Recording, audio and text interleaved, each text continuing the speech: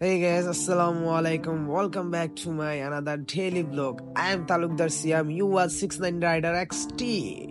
আজকে আমরা সব বন্ধুরা মিলে প্ল্যান করেছি আমাদের একটি বন্ধুর বাড়িতে যাব। ওইখান থেকে আমরা মাছ ধরে এনে বারবিকিউ পার্টি করব।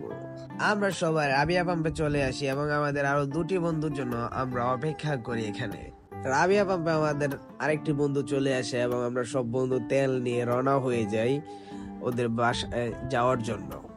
আমরা গোরপুর থেকে মতলব রাস্তার দিকে যাচ্ছিলাম। এদিকে রাস্তার অবস্থা খুবই বাজে এবং এই রাস্তাটিতে খুবই জ্যাম রয়েছে। এই রাস্তাটিতে সবসময় খুবই জ্যাম লেগে থাকে।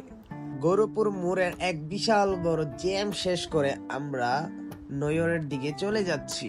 আমরা নয়র বাজারে চলে আসলাম। নয়র বাজারে এক বিশাল বড় জ্যাম যেটা সব সময় লেগেই থাকে। এক বিশাল বড় জ্যামে আমরা সাইড কেটে চলে যাচ্ছিলাম।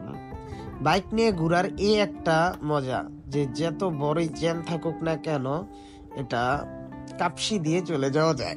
নয়র বাজারের এক বিশাল বড় জ্যাম আমরা পাড়ি দিয়ে চলে যাচ্ছি আবারও আমাদের গন্তব্যের দিকে। আমরা মতলব রোড থেকে নেমে মার্কার দিকে যাচ্ছিলাম। মার্কার রোডের অবস্থা খুবই বেহাল। অবশেষে আমরা আমাদের বন্ধুর বাড়িতে চলে আসি।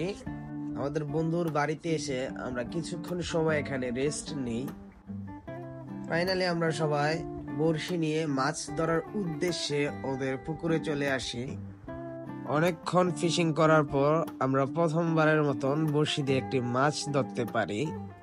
তারপর আমরা আবার অনেকক্ষণ ফিশিং করছিলাম মতন আমরা আরেকটি মাছ পেয়ে গেলাম।